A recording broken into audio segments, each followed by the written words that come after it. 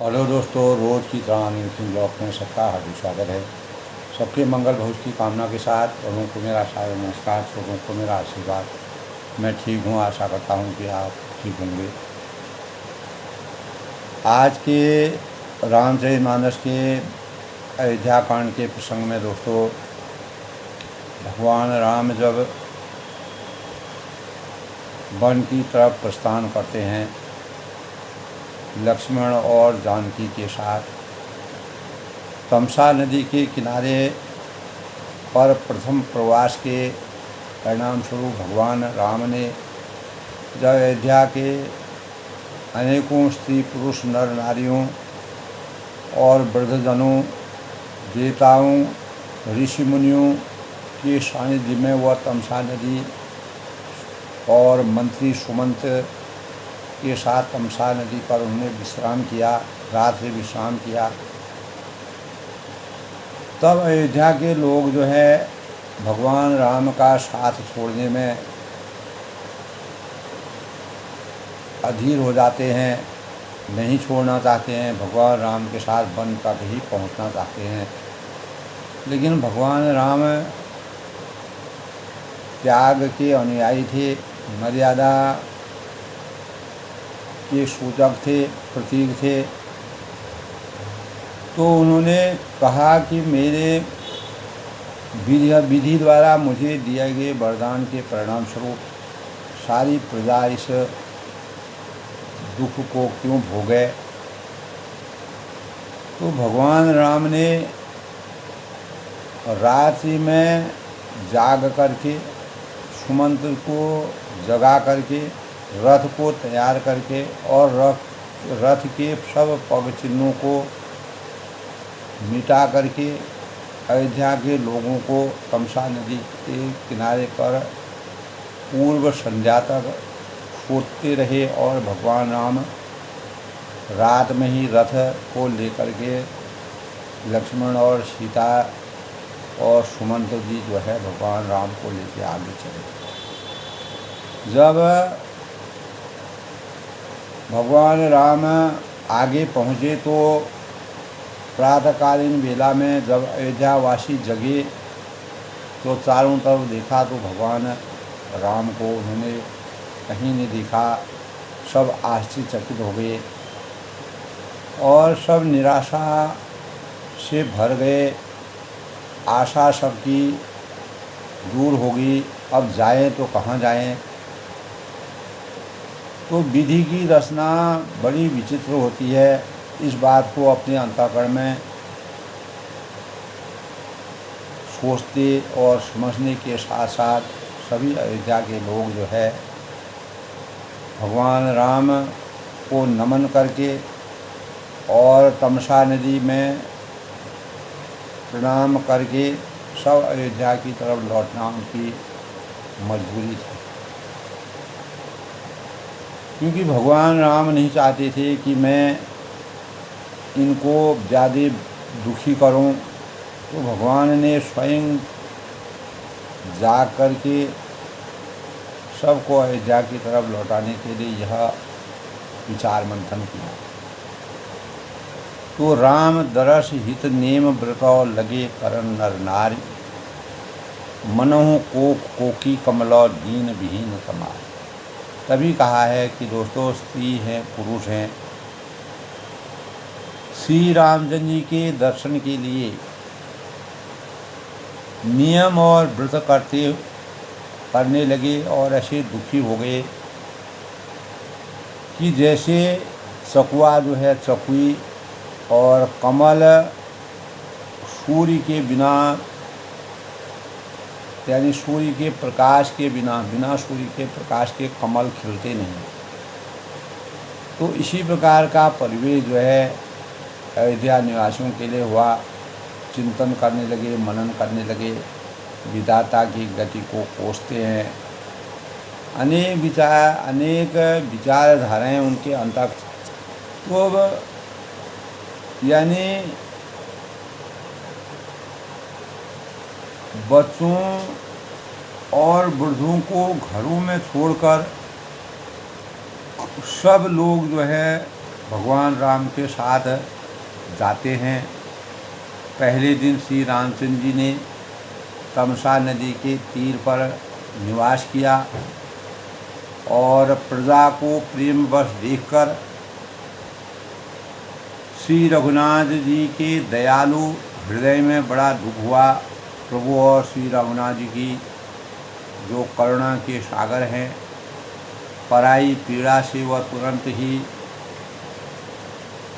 व्यथित हो जाते हैं, अर्थात दूसरे का दुख देखकर वे तुरंत स्वयं दुखित हो जाते हैं और वह इस प्रकार से दुखी होते हैं, उन्हें अनेकों दुखों से भी कठिन हो जाता है। तो प्रेम युक्त कोमल और सुंदर वचन कहकर भगवान श्री रामचंद्र ने बहुत प्रकार से लोगों को समझाया, बुझाया और बहुत धर्म संबंधी, मान मर्यादा संबंधी संकल्पित जीवन के उपदेश दिए, परंतु प्रेमवश लोग लौटते नहीं। उनसे कहा कि अयोध्या में वापस लौटो, अपने अपने कर्तव्यों के अनुसार कार्य का निर्वहन करो। शील स्नेह छाण नहीं जाई, असमंजस बस धीर रघुराई। लोग सोग सम बस गई सोई, कथुक देव माया मति सोई। यानी शील और स्नेह छोड़ा नहीं जाता है। श्री रामचंद्र जी असमंजस में अधीन हो गए कि क्या करना चाहिए, क्या नहीं करना चाहिए। अगर मैं इनसे कहूँ कि तुम अयोध्या लौट जाओ और वह मेरे साक्षात यहाँ पर देखते देखते वह कोई भी अयोध्या मेरे में जो पूर्ण रूप से लीन है वह छोड़ेंगे नहीं, तो दुविधा में पड़ जाते हैं, असमंजस में पड़ जाते हैं, किंग कर्तव्य विमूढ़ हो जाते हैं। तो लोग शोक श्रम बस सब कोई, शोक और परिश्रम थकावट के मारे लोग सो गए और कुछ देवताओं की माया से भी उसकी बुद्धि मोहित कर हो गई। जब दोपहर रात बीत गई, यानी लगभग आधी रात समाप्त हो गई, तब श्री रामचंद्र ने प्रेम पूर्वक मंत्री सुमंत्र के से कहा कि हे तात, रथ की खोज मारकर अर्थात पहियों के चिन्हों की दिशा का पता न चले कि भगवान राम किस दिशा की ओर जा रहे हैं, गए हैं। रथ को हाँकिए और किसी उपाय से बात नहीं बन पाएगी। अगर हम ऐसा नहीं करते हैं तो हम अपने संकल्पित माता पिता के द्वारा दिए गए जो हमारे वरदान हैं, हम आगे नहीं बढ़ पाएंगे। अयोध्यावासी हमारे पीछे पीछे लौटेंगे। तो हमारी जो हमको मिले जो वरदान हैं उनको हमें को भोगना है, उनका पालन हमें ही करना है। अयोध्यावासियों को क्यों दुखी किया जाए। तो राम लखन सिय जान चढ़ी, शंभु चरण शिवनाय। ऐसे सुंदर अवसर पर अर्धरात्रि का समय था। शंकर जी के चरणों में भगवान राम ने सिर नवाया और सुमंत्र को रथ सहित चलायमान किया। राम, लक्ष्मण और सीता जी रथ पर सवार हुए और मंत्री ने तुरंत ही रथ को इधर उधर खोजा और छिपाकर चला दिया। तो सवेरा होते ही जब ऐसे सुंदर अवसर को देख करके, ऐसा अवसर जान करके भगवान राम ने इस प्रकार की रचना रची, तो जागे सकल लोग भय भोरू, गे रघुनाथ भयवती सोरू। रथ कर खोज कतौ कही पावही, नहीं पावही, राम नाम कही चौदिस भावही। तो सवेरा होते ही जैसे सुबह होती है, चिड़ियाएँ चहचहाने लगती हैं, लोग जागते हैं, तो बड़ा ही शोर मचा कि श्री रघुनाथ जी अंतर ध्यान हो गए हैं। राम लक्ष्मण और जानकी और सुमंत जी अंतर ध्यान हो गए हैं। कहीं रथ को वो खोज नहीं पा रहे हैं। तो सब लोग राम को हा राम करके पुकारते हैं और चारों ओर दौड़ते हैं। कोई इधर दौड़ रहा है, कोई उधर दौड़ रहा है। तो प्रभु की माया बड़ी विचित्र है। उसी माया के स्वरूप से वह बड़े ही दुखी होते हैं। मनऊ बार निधि बूढ़ जहाजू भयं विकल बनिक समाधि। तो ऐसा परिवेश हो गया है कि मानो समुद्र में जहाज डूब गया।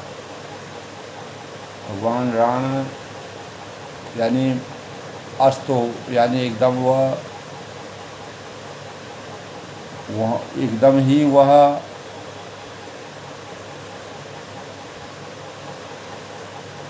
दूर चले गए। और सवेरा होते ही जब लोग आगे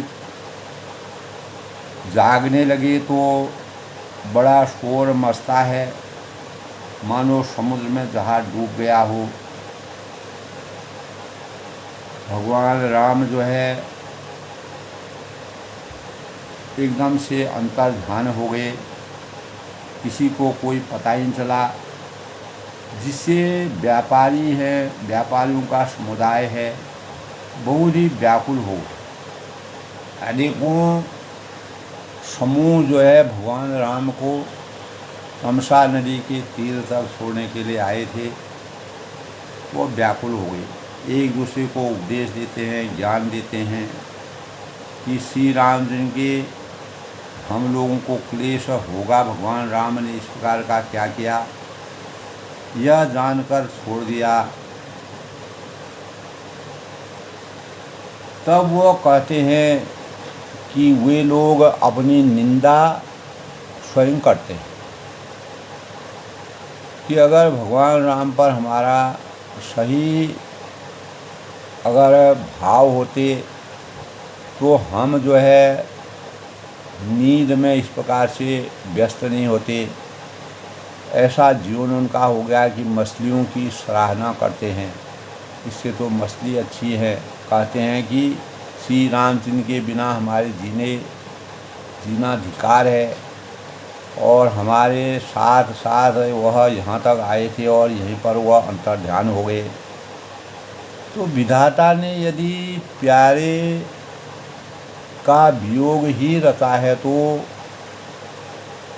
फिर उसमें मांगने पर मृत्यु क्यों नहीं दी। अगर इस प्रकार के हम लोग जो है भगवान राम के साक्षात दर्शन रोज़ करते थे और हमें ब्रह्म का ज्ञान होता था, भगवान का साक्षात अवतार हम देखते थे, तो सब लोग शब्दहीन हो गए, आश्चर्यचकित हो गए। तब राम दरस हित नेम व्रतो लगे करन नर नारी। तब मन सब लोग स्त्री पुरुष मर्यादा पुरुषों राम जी के दर्शन के लिए नियम और व्रत करने लगे और ऐसे दुखी हो गए जैसे चकुआ चकुई को देख करके दुखी होता है। अगर चकुआ चकुई को नहीं देखता है तो वह व्याकुल हो जाता है। और सूर्य के प्रकाश के बिना जिस प्रकार कमल खिलता नहीं है, कमल की वास्तविक आभा बाहर नहीं निकल पाती है, उसी प्रकार भगवान राम के अस्त एकदम से अंतर ध्यान हो जाने के परिणाम स्वरूप कोई अपनी कोई बात नहीं कह पाया। भगवान राम ने यही लीला रची कि किस प्रकार से अयोध्यावासी यहाँ से वापस जा सकते हैं, क्योंकि मर्यादा नीति विधान यही कहता है कि अपने साथ औरों को परेशानी होना यह नीति संगत नहीं है। अपने अपने कर्तव्यों के निर्वहन के लिए इनको यहाँ से अयोध्या लौट जाना चाहिए।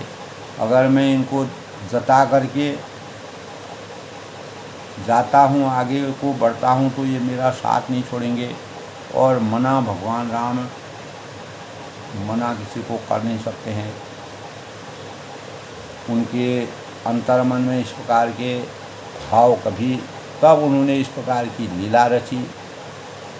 और भगवान राम यानी राम वियोग विकल सब ठाड़े, भगवान रामचंद्र के स्वरूप से व्याकुल हुए। जब भगवान राम अंतर ध्यान हो गए, सब जहाँ तहाँ चुपचाप स्तब्ध हो गए और मानो ऐसा लग रहा था कि तस्वीरों में लिखकर बनाए गए हों। साक्षात स्वरूप का जो दर्शन करते हैं वह उसी के लिए व्याकुल होते हैं। नगर मानो फलों से परिपूर्ण बड़ा भारी सघन वन था और नगर निवासी सब जो है स्त्री पुरुष बहुत ही जितने प्रकार के पशु थे, पक्षी थे, यहाँ तक कि करोड़ों घोड़े, हाथी, खेलने के लिए पाले हुए हिरण, नगर के गाय, बैल, बकरी आदि पशु पक्षी, पपीहे, मोर, कोयल, चकवे, तोते, मैना, सारस, हंस और चकोर, ये सब राम वियोग में किस प्रकार से व्याकुल होते हैं।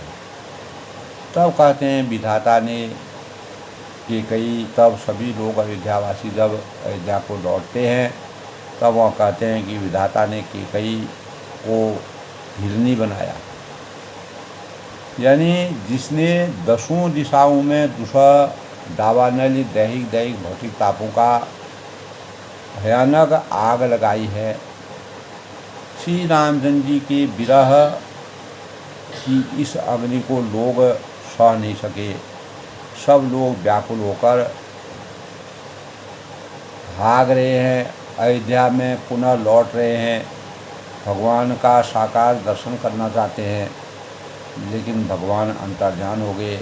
14 वर्ष तक अब उनको रात दिन भगवान की भजन में लीन हो जाते हैं।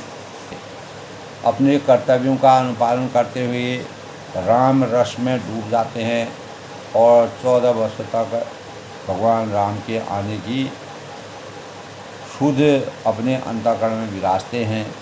तो दोस्तों, इस प्रकार भगवान राम ने किस प्रकार की लीला की वह कल के प्रसंग में था। आज के प्रसंग में सबसे पहले दोस्तों आज के शुभ पंचांग के भाव की समीक्षा। तो आज दोस्तों, आज 18 मई 2025 ज्येष्ठ माह की कृष्ण पक्ष की पंचमी तिथि, दिन रविवार। रविवार का दिन विश्राम का दिन माना गया है।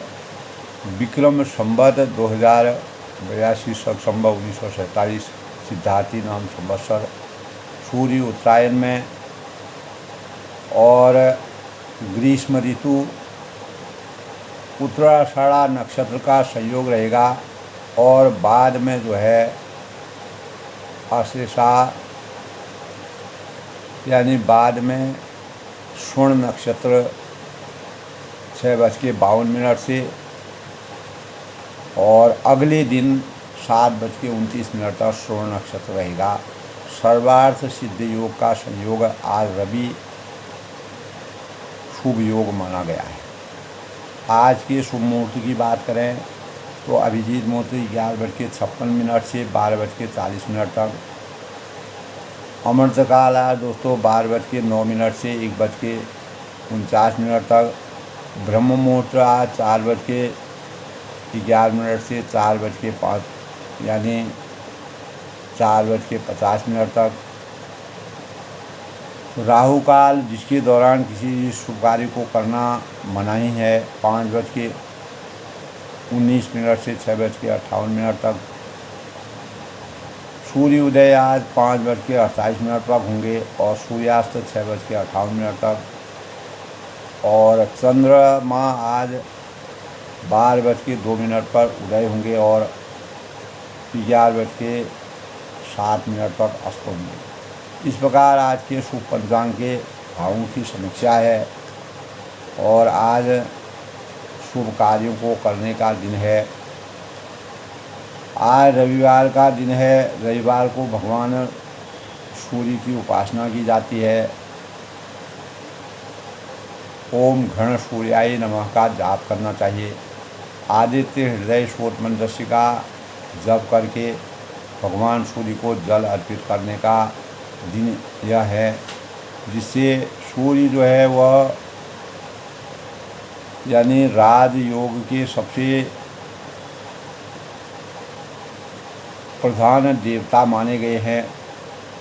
तो आदित्य हृदय शोध का पाठ सर्वप्रथम रावण पर विजय सुनिश्चित करने के लिए भगवान श्री रामचंद्र ने दिया था, अगस्त ऋषि से प्राप्त हुआ था। रावण पर विजय सुनिश्चित करने के लिए श्री रामचंद्र ने यह महर्षि अगस्त्य द्वारा प्राप्त किया था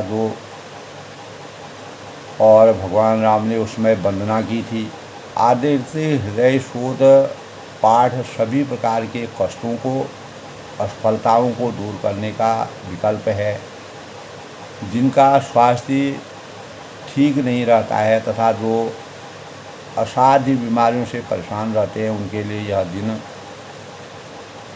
श्रद्धापूर्वक पाठ राम बाण की तरह अचूक माना गया है।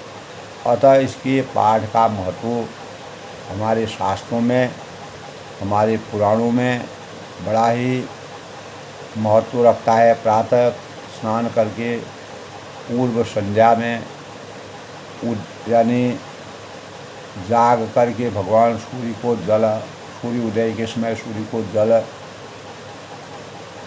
अर्पित करना चाहिए, भगवान का ध्यान करना चाहिए और आदित्य हृदय स्रोत मंत्र का पाठ करना चाहिए। सदा भाव से भगवान सूर्य को दीर्घायु आरोग्य की कामना करनी चाहिए और जो स्वप्न का और महामारी का किसी भी कुटिल चाल का प्रयोग इसके पाठ करने से हानि नहीं पहुंचाता है। और जो भी जातक जो है सरल बोध और इसके पाठ करने से जीवन में सुख और शांति प्राप्त होती है, ऐसा हमारे शास्त्रों में विधान है। सौर मंडल में सूर्य बहुत ही प्रभावी एवं प्रत्यक्ष देवता माने गए हैं। खगोल शास्त्रों के अनुसार सूर्य के प्रभाव को पृथ्वी और चंद्रमा दोनों पर मानते हैं।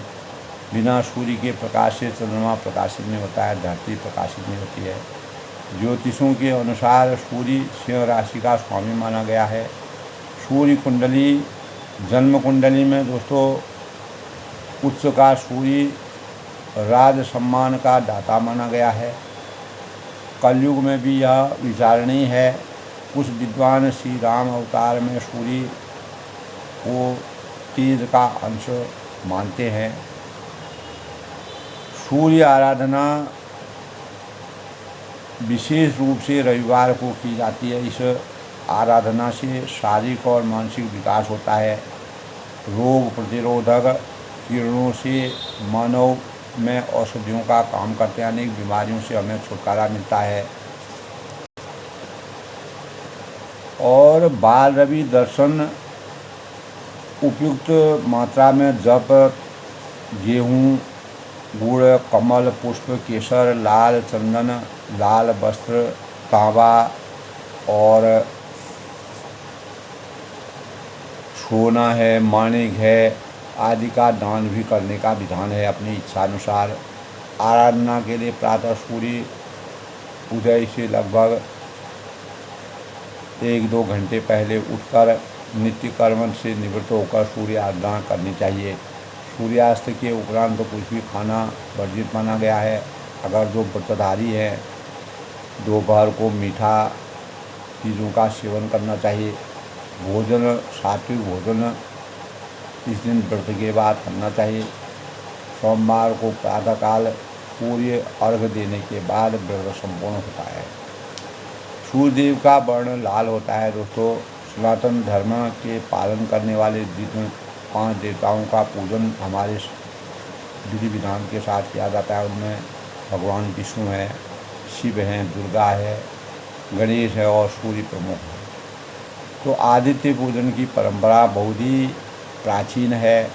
स्वयं भगवान राम ने लंका विजय का लक्ष्य लेकर सूर्य पूजन किया था। सतयुग में जब हवन प्रधान आराधना थी तो सूर्य की आहुतियाँ सूर्य भगवान को आहुतियाँ दी गई। त्रेता में श्री राम ने स्वयं, द्वापर में स्वयं श्री कृष्ण ने पांडव कुल के उद्धार के लिए लोगों को सूर्य आराधना की शिक्षा बताई। कलयुग में सूर्य वंदना राज सम्मान का मानक माना गया है। व्यक्ति को रोज यानी भगवान सूर्य को जल अर्पित करने से हमारे जीवन में राजफल मजबूत होता है।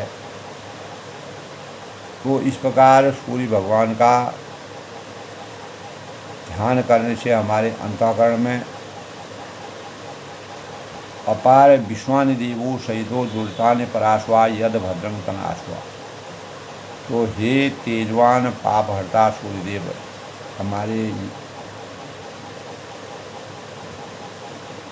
हमारी साधना में पधारें। हे सरिता यानी सूर्य भगवान, अनिष्ट दूर करने और अभीष्ट उपलब्ध करने वाले जो भगवान है उनको हम नमन करते हैं। इस प्रकार सूर्य भगवान को देवताओं में सर्वोपरि भी माना गया है। तो भगवान राम ने अयोध्या कांड में वन जाने की जो उनको वरदान प्राप्त हुआ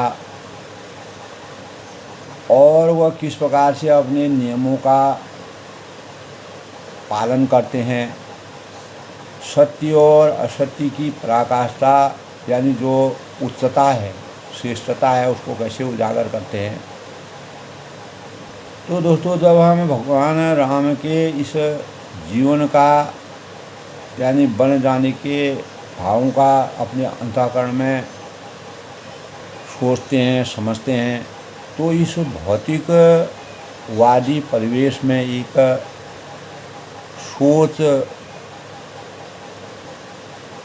उभरी है कि अगर सत्य ही सत्य बोलेंगे तो काम कैसे चलेगा, अथवा जब लोग झूठ से जीवन बड़ी आसानी से चला रहे हैं तो सत्य का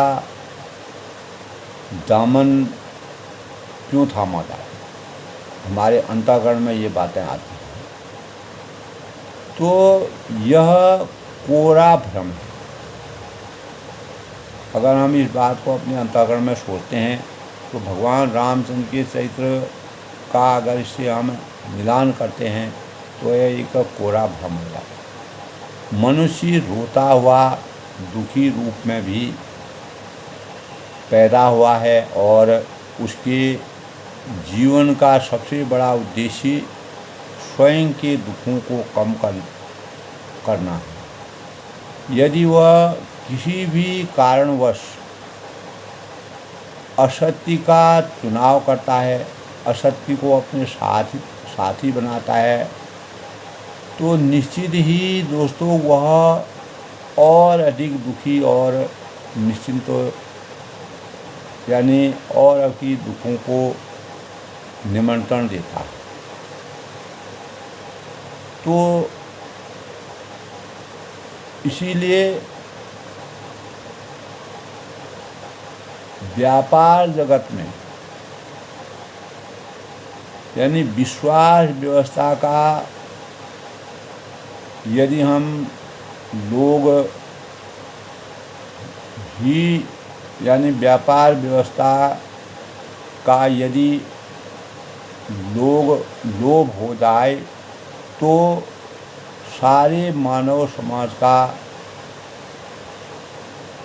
ढांचा ही अस्त व्यस्त हो जाएगा। तो हम अपने जीवन में जितना ही अधिक सत्यता का समावेश करेंगे उतना ही अधिक विराटता की अनुभूति होने लगती है। यानी हमारा जीवन जो है और विराट बन जाता है। भगवान रामचंद्र जी 14 साल का जो वनवास लिया सत्य निष्ठा की पराकाष्ठा के परिणाम स्वरूप, तो संसार को देखने का सबका नज़रिया अलग अलग होता है और सब उसी आधार पर अपने सत्य को गढ़ते हैं, उसका मंथन करते हैं, चिंतन करते हैं।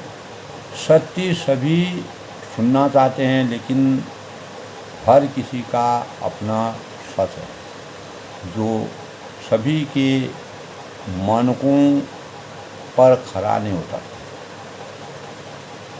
तो वास्तविक सत्य तो दोस्तों यही हो सकता है कि जो अमिट है, जो बदल नहीं सके, जो सभी के लिए एक समान हो और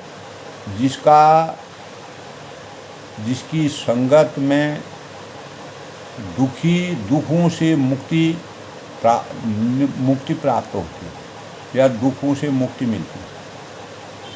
तो हालांकि दोस्तों भौतिकता में बने व्यक्तियों के लिए आज के परिवेश में सत्य की परिभाषा उनके स्वास्थ्य के आधार पर तय होती है।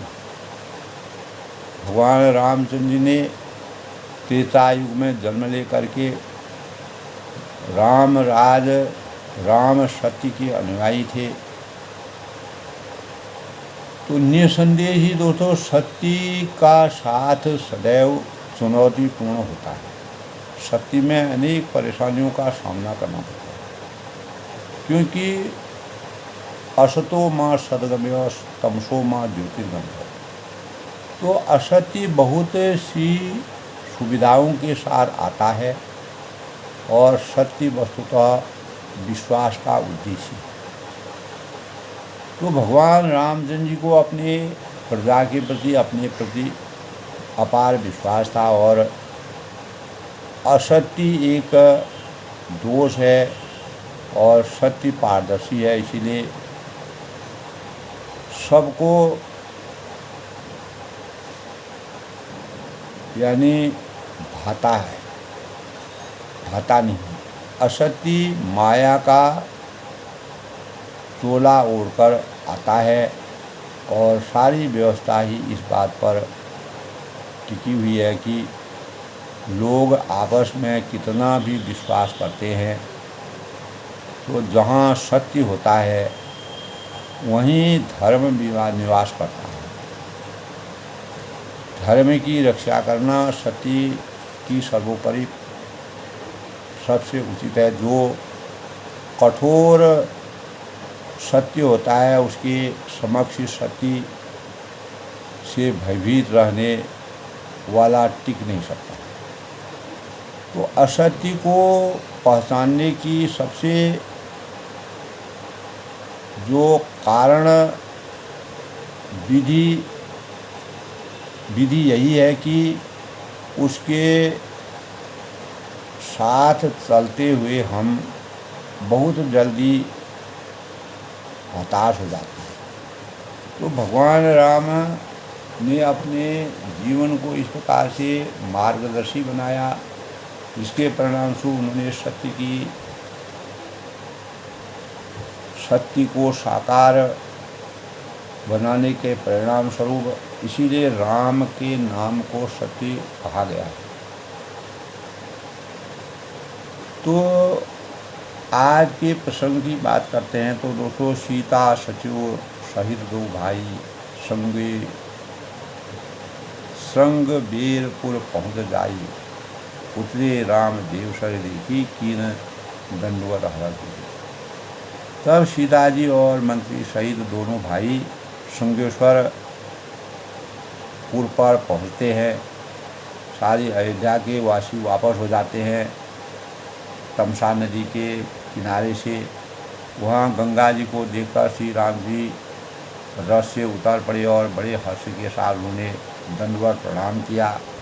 लखन सचिव शिव किए प्रणामा, सबाई सही सुख पायो रामा। गंग सकल मुद मंगल मूला, सब कछु करने हरे सब छूला। तो लक्ष्मण जी, सुमंत और सीता जी ने भी प्रणाम किया और सब ने साथ श्री राम जी के सुख पाया, सुख की अनुभूति हुई। गंगा जी समस्त आनंद मंगलों की मूल कहलाती है और वे सब सुखों की करने वाली और सब पीड़ाओं को हरने वाली है। कहीं कहीं कोटि कथा प्रसंगा, अनेकों कथा प्रसंग कहते हुए श्री राम जी गंगा जी की तरंगों को देख रहे हैं। राम बिलोकहि गंग तरंगा। और उन्होंने मंत्री को, छोटे भाई लक्ष्मण जी को और प्रिया सीता जी को देव नदी गंगा जी की बड़ी महिमा सुनाई। देव नदी गंगा जी का वर्णन सुनाया, विस्तृत व्याख्या की और पवित्र देव नदी गंगा का इतिहास बताया। तो मंजन कीन पंथ सम गयऊँ, सूचि अलु पियत मुदित मन भलो, सुमिरत जाय कहीं सब दारू, इस समय वो लौकी प्रभाव। और इसके बाद सबने स्नान किया वहाँ पहुँचने के बाद, जिससे मार्ग का सारा थकावट भी थी वह दूर हुई। और पवित्र जल, तो जल को पीते ही मन प्रसन्न हो गया, जिससे श्रवण मात्र से ही बार बार जन्म से और मरने का महान जो श्रम मिट जाता है, जो भ्रम हमारे अंतःकरण में होता है हमेशा मिटता है। जन्म मरण के भय से हम दूर हो जाते हैं और उनको श्रम होना यह केवल लौकिक व्यवहार या नर लीला है। शुद्ध सच्चिदानंदमय कंद भानुकुल केतु, सचित करत नर अनुहरत संस्कृति सागर से। शुद्ध प्रकृति जन्य त्रिगुणों से सहित माया तीत दिव्य मंगल विग्रह सच्चिदानंद कंद स्वरूप सूर्य कुल के ध्वजा रूप भगवान श्री राम जी मनुष्यों के सदृश ऐसे चरित्र करते हैं, ऐसी लीलाएं करते हैं जो संसार रूपी समुद्र को पार उतरने के लिए पुल के समान कार्य करते हैं, एक सहारा है। यह सुधी गुह निषाद ज पाई, जब निषादार गुह ने यह खबर उसने सुनी तो मुदित लिए प्रिय बंधु बुलाई। तब आनंदित होकर गंगा के तीर पर उसने अपने प्रियजनों और भाई बंधुओं को बुला लिया। भगवान राम का साक्षात दर्शन किया, लिए फल मूल भेंट बलिवारा। और भेंट देने के लिए फल फूल कंदमूल फल लेकर उन्हें बहंगियों के भरकर अनेक अपने अपने जो बहंगियाँ थीं उनको भर भर करके मिलने के लिए भगवान राम के सानिध्य में गए। उनसे मिला चले हुए हर्ष अपारा। भगवान राम से मिलने पर उनको अपार हर्ष की अनुभूति हुई। जैसे जैसे भगवान राम वन की तरफ आगे बढ़ते हैं, वैसे वैसे वहाँ का परिवेश उसी प्रकार के लोगों से उनका सानिध्य होने लगता है। इसलिए कहा है अवध वहाँ जहाँ राम निवासु, करी दंडवत भेंट धरी आगे प्रभु बिलोकर अजय। और दंडवत करके भेंट सामने रखकर वह अत्यंत प्रेम से प्रभु को देखने लगे। प्रभु बिलोकर अजय अनुरागे। और श्री रघुनाथ जी के सहज स्नेह रघुराई स्वाभाविक स्नेह के बस होकर उसे अपने पास बैठकर कुशल पूछी। नाथ कुशल पर पंकज देखे। निषाद राज ने उत्तर दिया कि हे नाथ, भयऊ भाग भाजन जन देखे। आपके चरण कमलों के दर्शन से हम कुशल पूर्वक हैं और आपके चरण कमलों के दर्शन का देव धरेंद्र धाम तुम्हारा। आज मैं भाग्यवान पुरुषों को की गिनती में आ गया हूँ। भगवान के मुझे साक्षात दर्शन हो गए हैं और मुझे कभी भी अपने जीवन में इस प्रकार की आशा नहीं थी। मेरी निराशा भी आशा में बदल गई। हे देव, मैं जननीत सहित परिवारा, यह पृथ्वी धन और घर सब आपका है। मैं तो परिवार सहित आपका नीच सेवक हूँ, दीनहीन सेवक हूँ। आप मुझे अपना आशीर्वाद दीजिए, अपनी कृपा दर्शाइए, कृपा करो पूरी धार्मिक पाऊँ। अब कृपा करके श्रृंगवेरपुर में पधारिए और इस राज की प्रतिष्ठा बढ़ाइए। खा पिय जन सब लोग से आए, इससे सब लोग मेरे भाग्य की बड़ाई करें कि भगवान के साक्षात दर्शन हो गए हैं। कहो सत्य सब सखा सुधारा। तो निषाद राज के अंतःकरण में भगवान के प्रति कोई भक्ति रही होगी, जिसके परिणाम स्वरूप भगवान के साक्षात दर्शन घर बुलाए, भगवान उनको मिल गए घर में बैठे बैठे। श्री राम जी ने कहा कि हे सुदान सखा,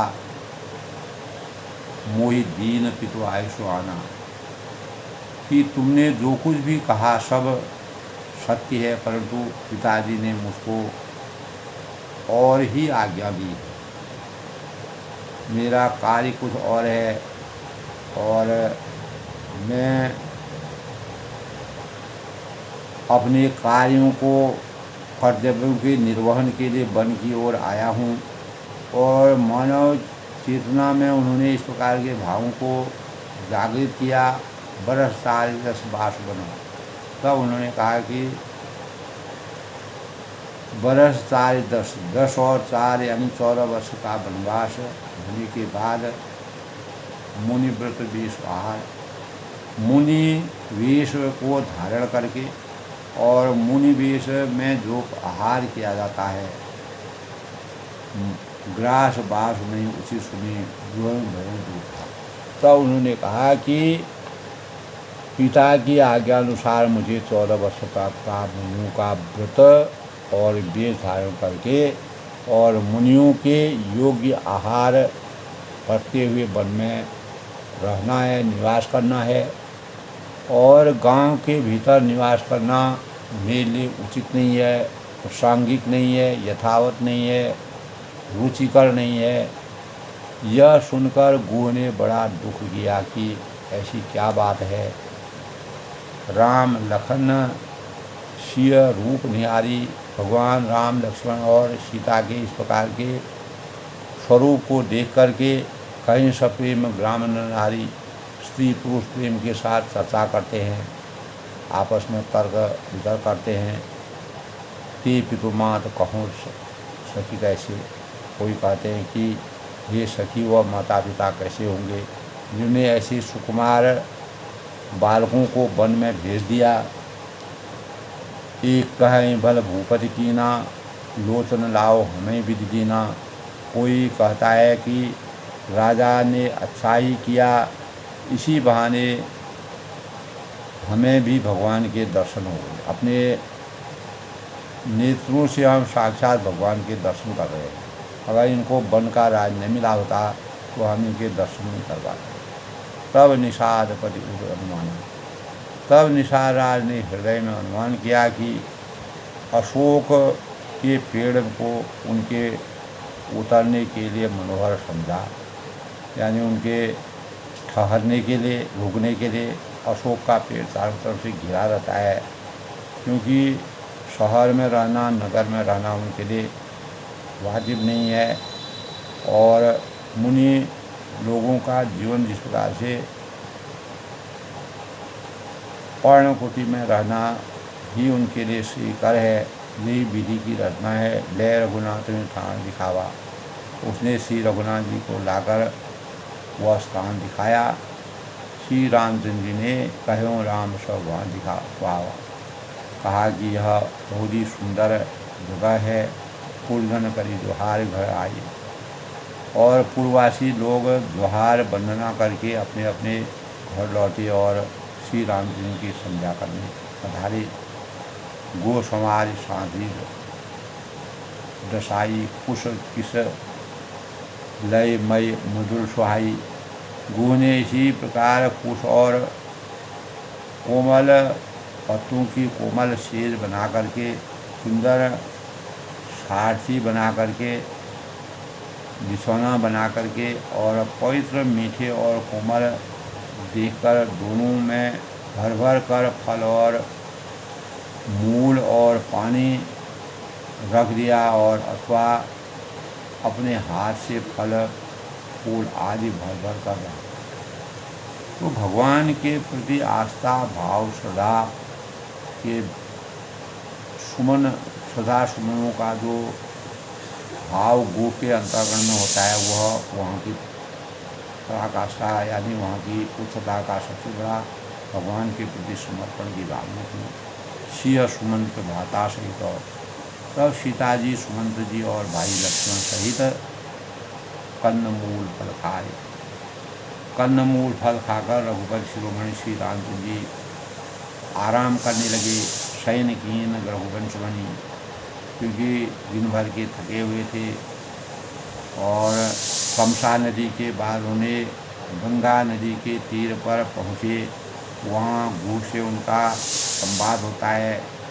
भाई लक्ष्मण उनके पैर दबाने लगे। शयन कीन रघुपति बने, पाय प्रलोतन भाई। तब भगवान लक्ष्मण जी इसीलिए भगवान राम के सानिध्य में रहे। सेवा सेवक के रूप में लक्ष्मण हमेशा भगवान राम के सानिध्य में रहे। तो हो यही सोई जो राम राखा, को करी सड़क बड़ा वही शाखा। तो भगवान की जो विधि की रचना है, उसको कोई कुछ नहीं कर सकता है। इसीलिए विधि की रचना के अनुसार भगवान ने वन गमन करके सांसारिक जीवन को किस प्रकार से मर्यादित भावों से सजाया। और निषाद राज ने उत्तर दिया कि हे नाथ, आपके चरण कमलों में के दर्शन हो गए। और निषाद राज भी अपने परिवार के साथ और सारे निषाद भगवान के साक्षात दर्शन करते हैं। यही भाव तुलसीदास जी ने भगवान राम के स्वरूप का आनंद जिस प्रकार से उन्होंने लिया, उसका वर्णन कर किया है। आज के प्रसंग में दोस्तों अपनी वाणी को विराम देते मैं भगवान राम का आशीर्वाद सभी पर बड़ा रहे। निषाद राज जो कभी भी सोच नहीं सकता था कि भगवान का साक्षात दर्शन होंगे, लेकिन परमात्मा किस रूप में, किस स्वरूप में और कहाँ कैसे अवतरित होते हैं, यह विधि की रचना पर निर्धारित है। जो जस करें तस फल राखा।